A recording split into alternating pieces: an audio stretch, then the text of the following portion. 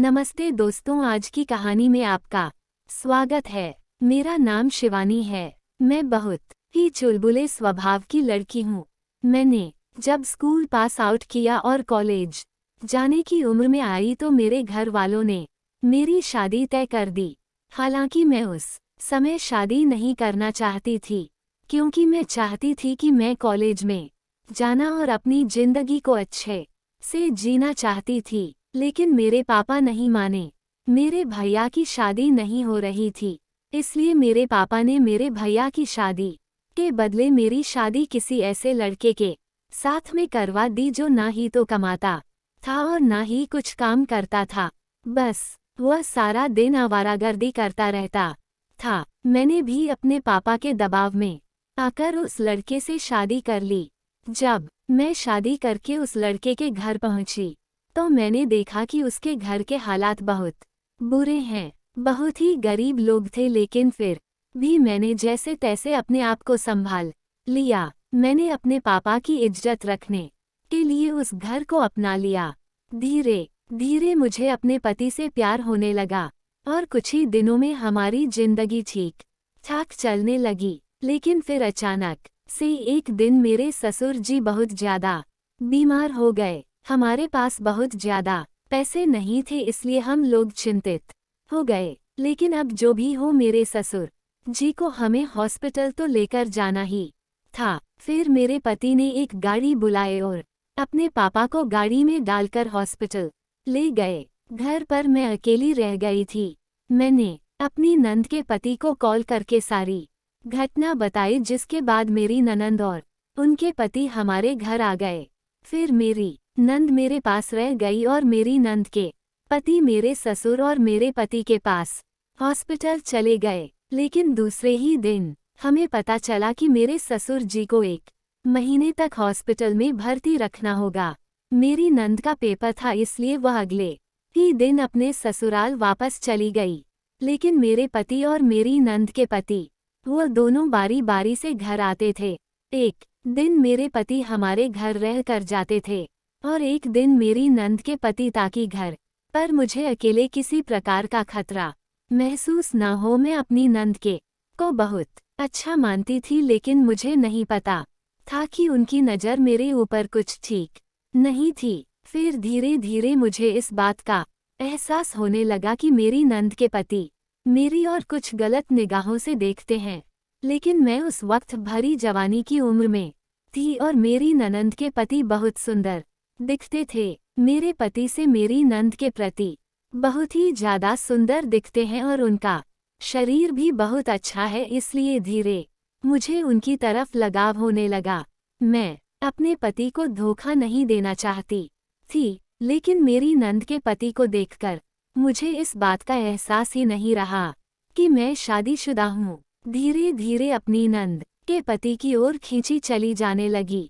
इस बात का अब मेरी नंद के पति को भी एहसास हो गया था और उसने मेरा फायदा उठाने का पूरा प्लान तैयार कर लिया था। अब मेरी नंद के पति मेरा बहुत ज्यादा ख्याल रखने लगे थे। वह हर वक्त मेरे आसपास रहकर मेरी मदद करते रहते थे। जबकि वह हॉस्पिटल से हमारे घर आते तो मेरे लिए बहुत सारे गिफ्ट और फल वगैरह लेकर आते थे।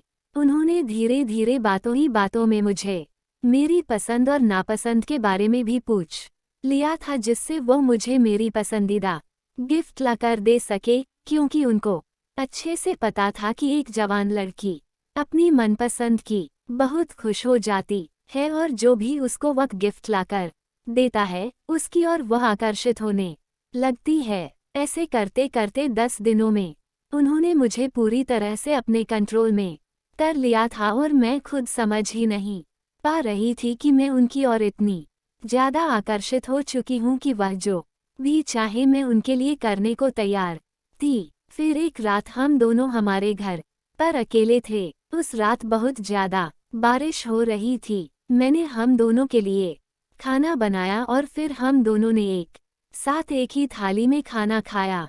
वैसे तो हम दोनों अलग अलग थाली में खाना खाते थे, लेकिन उस दिन मेरी नंद के पति ने मुझसे कहा कि आज हम दोनों एक ही थाली में खाना खाए। मैं उनकी भावनाओं को फिर भी नहीं समझ पाई और उनकी बात को मान लिया। खाना खाकर हम एक ही कमरे में लेटे हुए थे। फिर धीरे धीरे उन्होंने मुझे अपनी बातों में बहला फुसला लिया और मैं अपनी नंद के पति को देखकर बहक गई थी और हम दोनों ने मस्त बाला क्रिकेट का मैच का आनंद लेने लगे। उसके बाद हम दोनों ने हमारे रिश्ते की मर्यादा को पार किया। उस रात हम दोनों घर पर अकेले थे, इसलिए हमें समझाने वाला या रोकने वाला कोई नहीं था। मैं भी उनको मना नहीं कर पाई, बल्कि मैंने उनका साथ दिया, क्योंकि मुझे ये याद ही नहीं था कि मैं एक शादीशुदा महिला हूँ और वह मेरी नंद के पति हैं। मैं तो बस उनसे प्यार करने लगी थी और पूरी तरह से बह गई थी। अब जब इंसान से एक बार गलती हो जाए तो वह दोबारा उस गलती को दोहराने से उतना डरता नहीं, इतना ज्यादा सोचता है। यही हमारे साथ भी हुआ। हम दोनों ने फिर वह गलती बार की, लेकिन एक रात को अचानक से मेरे पति किसी काम से घर आए और हमें क्रिकेट का मैच खेलते हुए हम दोनों को रंगे हाथ पकड़ लिया। इसके बाद मेरे पति बहुत ज्यादा अपने पति से अलग नहीं होना चाहती थी, इसलिए मैं उनसे माफी मांगना चाह रही थी। फिर मेरी ननंद के पति ने मुझे समझाया कि हम दोनों को जाकर एक बार फिर से मेरे पति से माफी मांगनी चाहिए और उनसे रिक्वेस्ट करनी चाहिए। क्या पता उनका गुस्सा अब थोड़ा शांत हो गया हो और वह मान जाए। अगर ऐसा हुआ तो हम दोनों का घर टूटने से बच सकता है, वरना जब मेरी ननंद को इस बात का पता चलेगा तो हम दोनों की गलती से दो घर टूट जाएंगे। फिर हम दोनों ने एक साथ जाकर मेरे पति के पैर पकड़ ली है और उनसे इस गलती को आगे भविष्य में कभी भी ना करने की कसम खाकर माफी मांगने लगे। हम दोनों के बहुत ज्यादा माफी मांगने और समझाने पर मेरे पति मान गए, लेकिन उन्होंने हम दोनों के सामने एक शर्त रखी कि हम दोनों आज से आगे कभी भी जिंदगी भर एक दूसरे से मिलेंगे नहीं। हम दोनों ने इस शर्त को मान लिया क्योंकि हम दोनों नहीं चाहते थे कि हमारा घर टूट जाए। कुछ दिन बाद मेरे सर जी को हॉस्पिटल से छुट्टी मिल गई और वह घर आ गए। अब मेरे पति मान तो गए थे और मुझे अपने घर में भी रहने दे रहे थे, लेकिन वो मुझसे इतना ज्यादा गुस्सा हो गए थे कि नहीं तो उस दिन के बाद से मुझसे बात कर रहे थे और ना ही मेरी तरफ देख रहे थे। मुझे अब अपने आप से ही गिनना आने लगी थी मेरे की पर अब मैं बहुत ज्यादा शर्मिंदा थी। फिर एक रात मैंने अपने पति के आगे फिर से हाथ जोड़ लिए और उनसे पैर पड़कर माफी मांगने लगी। कुछ देर ऐसे ही माफी मांगने और समझाने के बाद वह मान गए और फिर से हमारी जिंदगी नॉर्मल तरीके से चलने लगी। लेकिन उस दिन के बाद से मैंने वह गलती कभी भी दोबारा नहीं दोहराने की कसम खा ली और उस दिन के बाद से मैंने अपने आप पर पूरा कंट्रोल किया हुआ है। दोस्तों, आज की हमारी इस कहानी से हम बस यही कहना चाहते हैं कि आपकी एक छोटी सी गलती पता नहीं कितने घरों को बर्बाद कर सकती है।